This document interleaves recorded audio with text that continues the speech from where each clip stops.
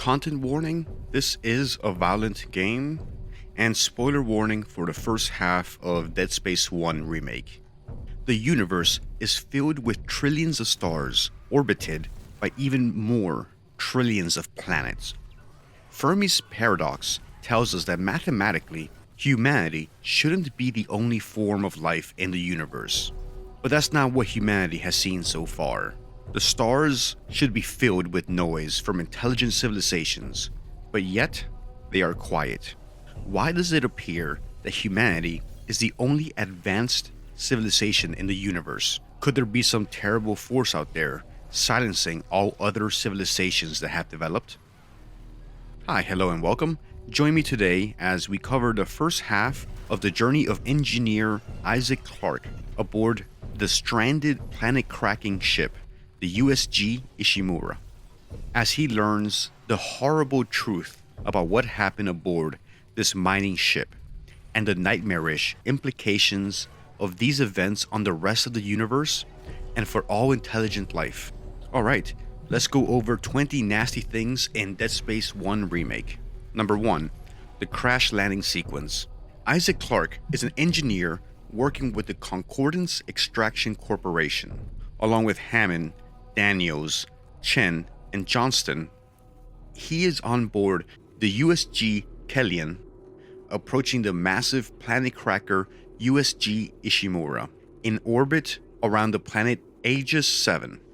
Isaac's romantic partner and girlfriend, Dr. Nicole Brennan, is, or was, the senior medical officer on the Ishimura, but Isaac doesn't know her fate yet. The USG Kellion was dispatched to Aegis 7 in response to the Ishimura's distress signal and the subsequent loss of communication. The Ishimura is the flagship of the Concordance Extraction Corporation, CEC. It was the first vessel of its size to use a shock point drive for large-scale commercial mining in deep space, becoming the first ever planet-cracking ship. The rescue team, led by Hammond, will eventually mention that it's odd that the CEC would have sent its flagship out to a system this remote when there were plenty of star systems suitable for mining closer to the Sol system. Approaching the Ishimura in orbit, we see the results of the ship's mining activities, with large fragments of the planet that have been strip mined floating in orbit, along with the colossal silhouette of the CEC flagship. Getting closer, the rescue team notices that the ship is dark and its external lights are powered off. Later, they will discover that the power, propulsion, communication, and the self-destruct systems have also been oddly disabled. Approaching the ship, the Kellion is unable to hail the Ishimura, hearing only radio silence. The Kellion tries to engage the Ishimura's auto-docking sequence when a piece of debris smashes into the Kellion, causing a malfunction of the auto-docking system and causing the smaller ship to perform an emergency crash landing into the Ishimura's flight deck hangar. Rattled and shocked, the crew of the Kellion survives and assesses their new situation. With their ship damaged and not getting any signal from the bridge of the Ishimura, they have no option but to disembark and explore this planet-cracking mining ship, piecing together what happened here and the fate of the crew. Isaac is going to do what he can to find and save his girlfriend, Dr. Brennan. Unfortunately, the Kellion wasn't the first vessel to crash into the Ishimura. Number 2. The first glimpse of the Necromorphs. Having crash-landed on the Ishimura's flight deck, Hammond, the captain, Chen, a pilot, and doubling as security, Daniels, the computer specialist, and Isaac, the engineer, all disembark, leaving Johnston alone on the Kellion. The 4 members of the away team walk down the landing platform and into the flight arrival lounge / immigration control. Here, the team hears ominously that Chief Engineer Jacobs is missing. The rescue team will discover that many more crew members have disappeared before long. The team explores the arrival lounge, wondering where everybody is. Why is the Ishimura empty? Hammond orders Isaac to examine the security console to get the ship's damage report, and possibly some clues to what happened on this isolated ship. When Isaac activates the security computer from the security office, he discovers that most of the Ishimura systems are red and down. That's when they hear the quarantine being activated due to a hazardous anomaly and trapping everybody where they are. The team hears rattling in the vents as suddenly something bursts from both above and below. Hammond and Chen open fire with their pulse rifles as a necromorph sneaks up on Chen and sticks his sickles deep into his chest. Here, we get our first glimpse at the power and the terror of the ship's new inhabitants, the necromorphs. Hammond's bullets spray the window as Isaac is looking through the splattered gore and blood. Hammond is barely able to hold them off as Daniel unlocks an escape path for them. With Daniels and Hammond out of the picture, the necromorphs focus their attention on Isaac as he has to run for his life. The slasher, the basic necromorph. The horrors that occurred on the Ishimura are due to the necromorphs, obviously. Necromorphs are monsters made from mutated and mutilated corpses. They will seek out any organic material possible to further spread the necromorph infestation and assimilate more biomass into their collective. Necromorphs are created from a genetic code etched into and transmitted by the markers, formed when dead tissue is exposed to the marker's signal. Some, like the Church of Unitology, are delusional enough to see necromorphs as heralds of humanity's ascension that will one day lead humanity to their astral destination, which they call convergence. The necromorph infestation will spread through the human body extremely quickly, causing convulsions and violent changes to a body's physiology, sprouting long curved claws that they can use as deadly weapons to impale and dismember their prey. All forms of necromorphs are extremely violent and aggressive, relentlessly hunting down any living creature in their proximity. Before moving on with the video, I do feel the need to stress, do not eat necromorphs. If you ever find yourself in a situation where you need food and necromorphs are all that's available, don't do it. Necromorphs are not for eating. Do not eat zombies, they are bad for you. On the Ishimura, the necromorphs will break down doors and barricades, break into rooms through the vents above and below, jump through windows, and seek any other way to consume more flesh and incorporate it into the necromorph collective in order to prepare for their final goal, convergence, the nastiest fate possible in the galaxy. Hey, real quick before continuing the video, I have a merch store with merch in it. Check it out. Anything you buy is a big help. So yeah, capitalism. Alright, let's get back to the video. Thank you. The Dismemberment System. One of Dead Space's claims to fame is the Dismemberment System.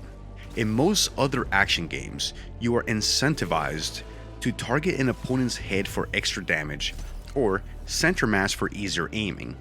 The Dismemberment System inverts that, pushing the player to dismember the necromorph like a turkey being devoured on Thanksgiving. Attacking the limbs of the necromorph will deal far more damage to the creature, and also disadvantage them in different ways.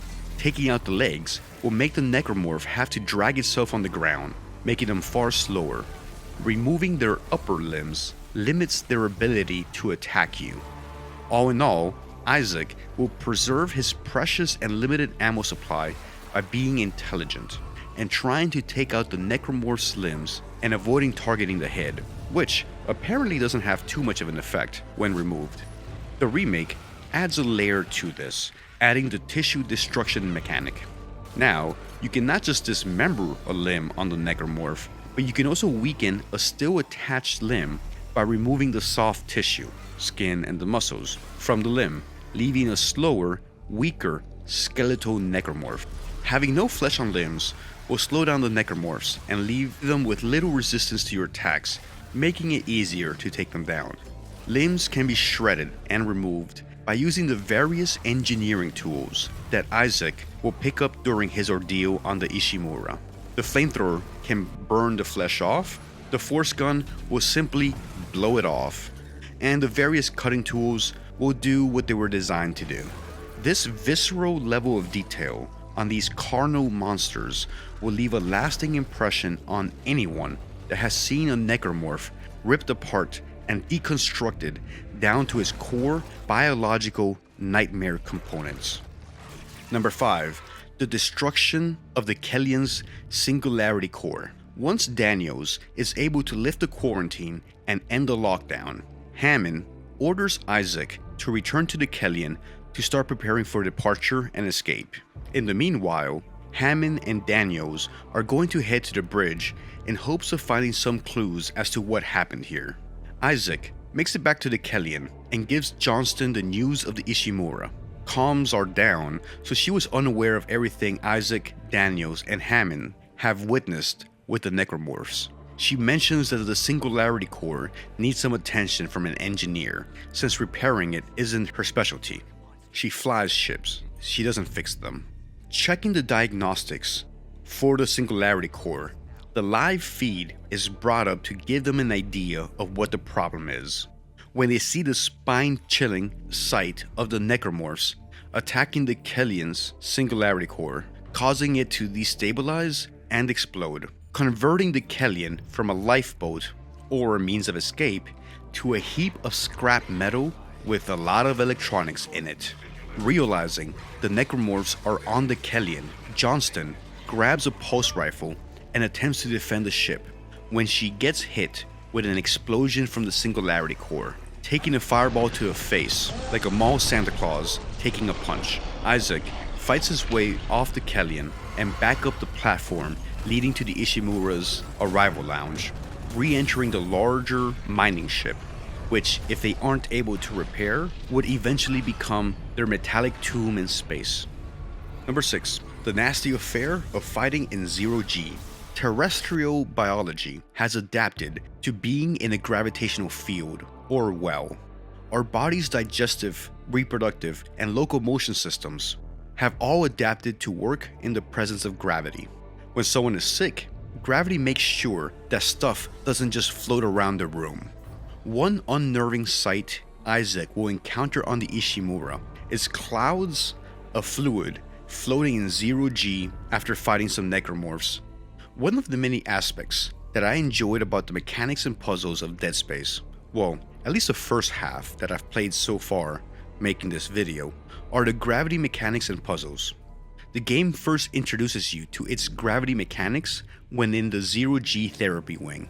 Switching from fighting in gravity to three-dimensional, gravity-less environment is a nasty little adaptation, but does a great job of making you feel vulnerable in a new setting, along with feeling disoriented. All this is made worse by some necromorphs like the Lunger and the Lurker having adaptations to make them just as deadly, if not more, in zero-G. With no gravity, they can target you from much further away, making Isaac not only having to look left and right, but also needing to extend his paranoia to the third dimension. Zero-G also allows Lungers to propel themselves at Isaac from much further away and from unexpected angles, making for a nasty surprise when they attack Isaac from an unseen vertical angle. The Lurker, one of the early necromorphs that Isaac will encounter around the time he makes it to the medical deck and the prosthetics center. The Lurker is a necromorph version of an infant, created from human babies or organs grown in the prosthetics lab. The Lurker has a hardened, leathery skin that protects the main mass of the body, and it has tentacles that are capable of ranged attacks and helping the Lurker climb on walls and ceilings, making it easier for them to move around in zero-G.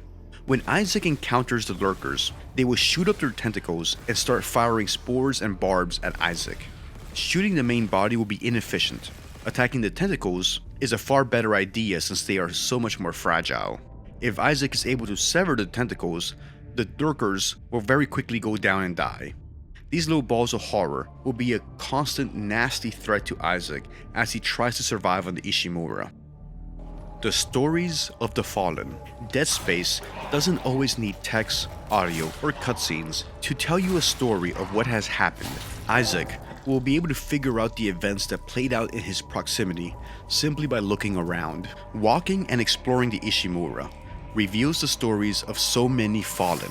Walking into the various rooms and compartments, it's easy to reconstruct the nasty final moments of the crew of the Ishimura. The environments will tell the story of the crew as they ran trying to escape the horde of necromorphs making their way through the ship, hunkering down in some defensible area, trying their best to hold off the masses of reanimated dead flesh. But now that the monsters have ravaged the ship, only the remains of the fallen are able to tell their stories. Traveling the ship, Isaac will get glimpses into so many stories of survival that failed, as more and more of the ship and the crew fell to the necromorphs. The debris, wrecks, bodies, and gore will tell the story of so much of its crew. Isaac will see more than a few nasty scenes of brave people making their final stands before an unrelenting and unceasing horror of space, the necromorphs.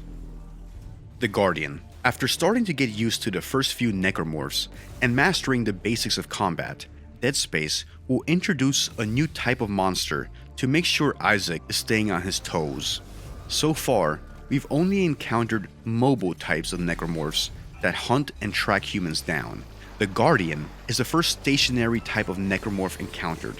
The Guardians will be found anchored to the walls of the Ishimura, having fused with the corruption growth found across the ship. This type of necromorph will foreshadow some of the greater challenges Isaac will be facing later. The Guardians will go through two phases of development. In the first, we see the human body slowly being absorbed into the corruption. The human torsos will occasionally twitch and move during this phase of the process. Given time, the Guardians will mature and continue to develop, absorbing more and more of the torso into the corruption growing across the Ishimura. The mature Guardians won't be able to attack any unfortunate humans that come near it directly, but will instead constantly spew out these little pods that themselves will spawn a tentacle that will shoot at any nearby humans, quickly becoming a menace with their ranged attacks. To kill a mature Guardian, Isaac will have to bait the tentacles out and destroy them, all the while managing the threat of the pods sniping at him. Once the tentacles sprout out of the main body, he'll have to find a way to destroy them all before the Guardian goes down. Between absorbing humans, spawning small sniping pods, and hidden tentacles, the Guardians will definitely be a very nasty surprise that Isaac will encounter exploring this ship. Captain Mathius's fate. Captain Mathius is the commanding officer of the USG Ishimura on his mission to retrieve the marker from Aegis 7, though he has his own secret and ulterior motives. In order to maintain secrecy of his mission and whatever they found on the planet's surface, Captain Mathius ordered a complete communication blackout, preventing any report of anything they might have found from getting back to CEC or EarthGov, suggesting that Mathius might have his own secret motives to be on this mission, separate from the corporation's goals. But with time and proximity to the marker, Mathius starts to show signs of dementia and begins behaving more and more erratically. A member of the medical staff will then take the extreme step of leading a mutiny against Captain Mathius. Dr. Kine declares Mathius unfit for active duty and accidentally kills him by unintentionally injecting a sedative directly into his eye.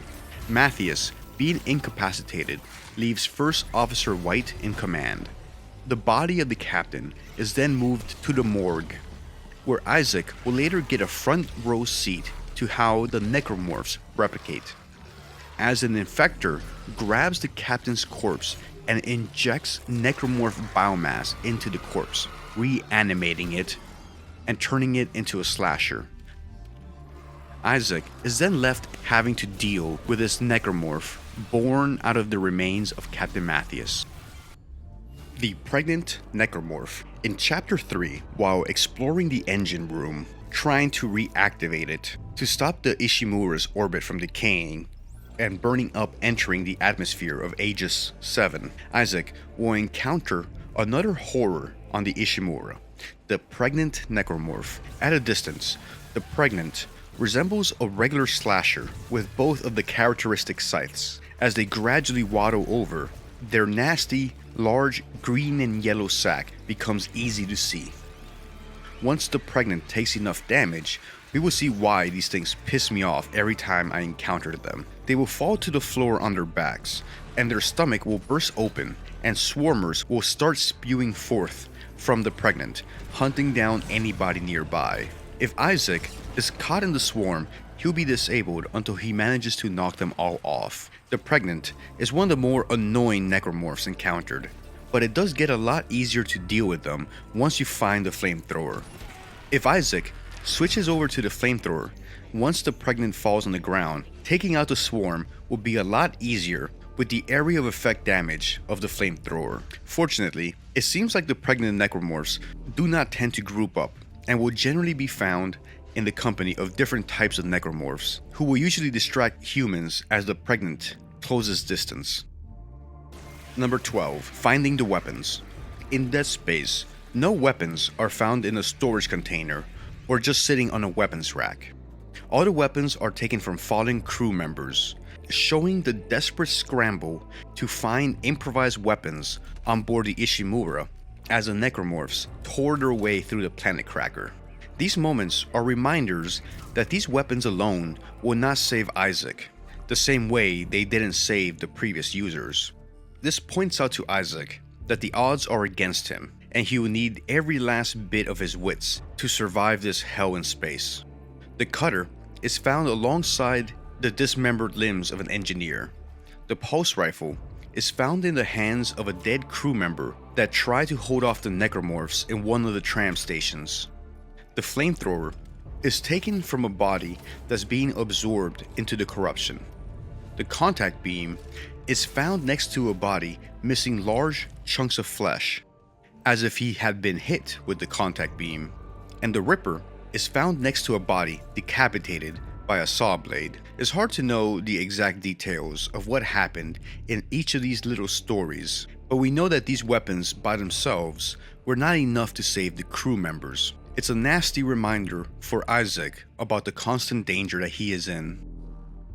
The corruption. The corruption is this game's yucky factor. A yucky factor is the special property given to an area to make it scary, offensive, or repulsive. In Silent Hill, it's the Otherworld. In Signalis, it's the organic growth that has taken over the lower levels of the mine. In Dead Space, the yucky factor is the growth of the corruption tissue over the engine compartment, hydroponics, medical, and is first seen in engineering. An email to Dr. Elizabeth Cross in hydroponics tells us the cells most clearly resemble bacteria with viral behavior. Like bacteria, the organism infects others through osmosis, then mutates and reproduces agamogenically. What's amazing is the speed at which it grows. A single bacterium reproduces 20-fold in just 1 minute. I've never seen anything like it. I won't stake my reputation on it, but I think this may be a genuine alien life form. Professor Hawley theorizes that it's an habitat transformer. The levels of gaseous output are tremendous, which is why it smells so bad. But to what end? We simply don't know. The corruption will be a bigger and bigger part of the environment as Isaac makes his way to engineering and hydroponics, where the corruption is more advanced. It will at times be barriers that Isaac will have to remove in order to continue, and this presence signifies a stronger necromorph presence in a given area. Seeing corruption is never good news. The state of the Ishimura.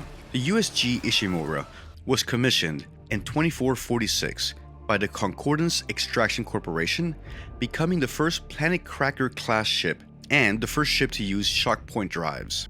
By the time of the discovery of Marker 3A in 2508, the Ishimura had already seen over half a century of service.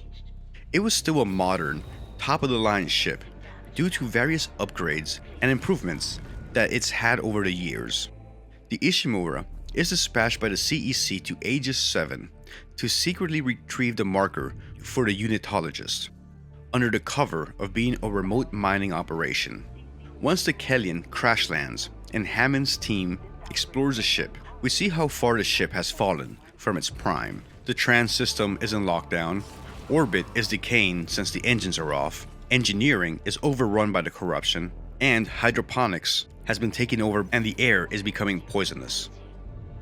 Medical has become a testing pen for human experiments. The prosthetic center is mass producing little horrors and is filled with the sounds of babies. And on top of all of this, external communications and the engine have been sabotaged. The Ishimura has taken heavy damage not just by the outbreak of necromorphs, but by deliberate sabotage by humans. Some people aboard the Ishimura are either trying to stop word of what happened from getting out, or are trying to assist the necromorphs as they take over the Ishimura. Between both sources of damage, the once proud flagship is now well on its way to becoming a nearly unsalvageable piece of space junk. Dr. Mercer and his experiments. What if necromorphs aren't the real monster, but it's other people? This plot point, or variance of, is nearly universal in a lot of zombie or monster pieces of media, presenting a reflection at the way that people treat each other. One of the characters that embodies this in the first half of Dead Space is Dr. Mercer. Dr. Mercer is the second science officer aboard the Ishimura, and is fanatically devoted to the unitologist faith, being a true believer that convergence will lead to life-conquering death. To be made whole. We won't be covering all of Mercer's nefarious actions today, limiting ourselves to the events witnessed in the first half of Dead Space. Being a medical officer, Mercer is one of the first personnel to respond to the unrest and malaise spreading on the surface of Aegis 7. Listening to the ramblings of the affected miners on the surface, he starts to learn that they have all been touched by the marker. People have been receiving images, schematics, and blueprints from the marker, which Mercer considers to be religiously significant. Mercer grew extremely interested and fascinated in the mumblings and ramblings of the dementia-stricken miners, hoping it would give him some insight and knowledge on how to trigger convergence. One of the affected miners that Mercer would interview was Brant Harris. Harris confessed to Mercer that every time Harris tried to articulate the information given to him by the marker, it would slip away from his mind, almost like it was stuck behind his eyes. Mercer, being the scientifically trained medical professional that he is, devised a solution. He would take a sample of necromorph biomatter and inject it directly into Harris's brain in order to unlock the parts of his brain touched by the marker. I don't have to explain why this is a bad idea. Injecting contagious necromorph biomass directly into your brain. But we'll be revisiting Brant's fate a little bit later on in this video. The cracked planet's debris field. Over the course of his time on the Ishimura, Isaac would undertake a lot of dangerous engineering tasks that would give an industrial safety supervisor a heart attack. Restarting the centrifuge, spacewalks through recently blown out parts of the ship, rebooting the engine, purging hydroponics, among many more. But arguably, one of the most dangerous engineering tasks Isaac will have to attempt to save the Ishimura is manually going into the hazards of space, dodging incoming debris and necromorphs, all the while manually calibrating the Ishimura's anti-debris system, ADS. After turning the Ishimura's engines back on, after it was offline due to sabotage, the ship's computer will start to course correct and take the ship back to a stable geostationary orbit, which would mean the ship is going to fly through the cracked planet's debris field. The ship is equipped with an ADS system, but it's been taken offline. After dealing with a brute and redirecting power from water purification, electrical systems, and mining administration, the ADS cannons will come back online, but still need to be calibrated. Having limited time, the survivors of the Kellion only have one option to recalibrate the cannons before the debris field destroys the Ishimura. Isaac will have to step into the vacuum, make his way to the cannons, and manually target asteroids until the cannons have enough data to recalibrate themselves. Out here, Isaac will face the dangers of the incoming debris, necromorphs, and his constantly draining supply of oxygen. Managing to handle these dangers, Isaac will one by one calibrate the cannons, ensuring that the Ishimura will not be destroyed. For now. The Tentacles. At various points traveling around the decayed and dirtied hallways of the Ishimura, Isaac will be assaulted by a large, agile tentacle that will grab him and attempt to pull him to his death. The tentacles burst through the metal inner walls or windows of the Ishimura to grab their unsuspecting prey. These giant clawed tentacles are the largest necromorphs we've seen so far. It has multiple sites for grabbing victims, and we can see multiple skulls at the very end of the tentacle.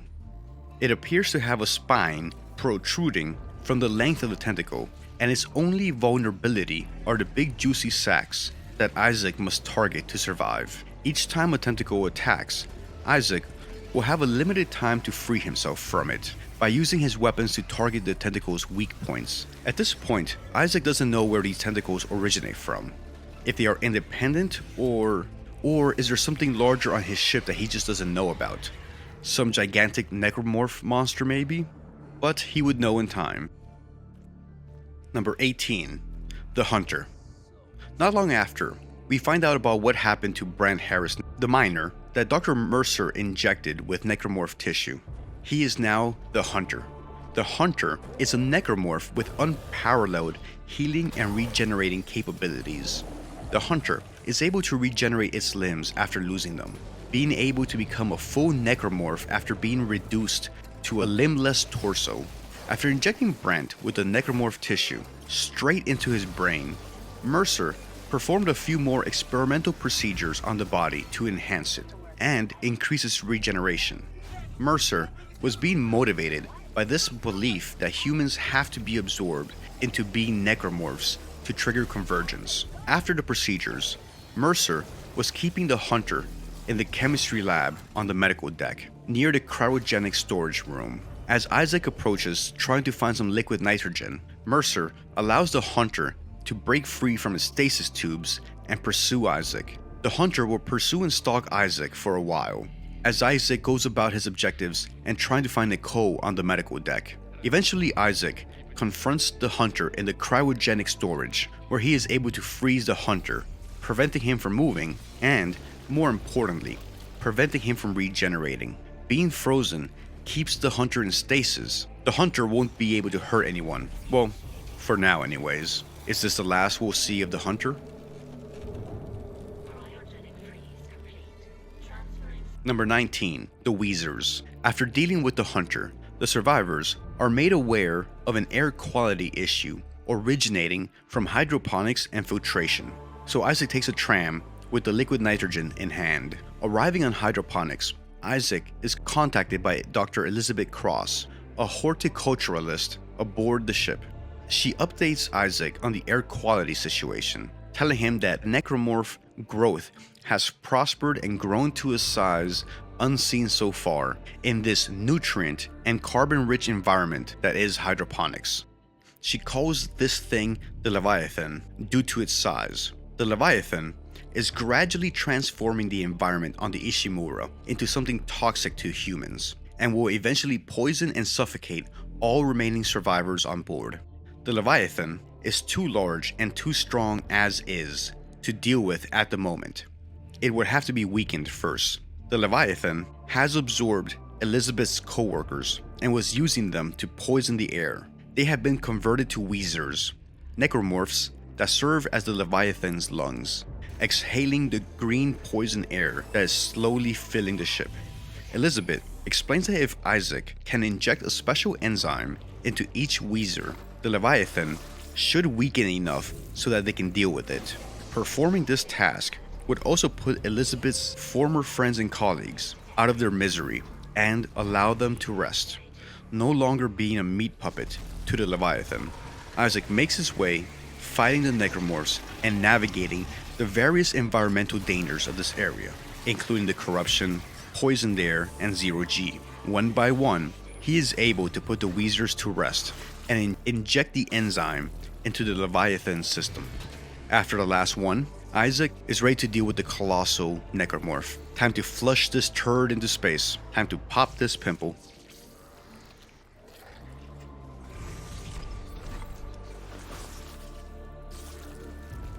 And last on our list for today, number 20, the Leviathan. The big centerpiece encounter halfway through Isaac's journey. Isaac finally comes face to face with the Leviathan, a giant wall of flesh made from the organic matter it was able to absorb on the hydroponics deck, forming itself from plants and human organic material into a gigantic hive-like cluster of flesh, weighing over 10 kilotons or 22 million pounds.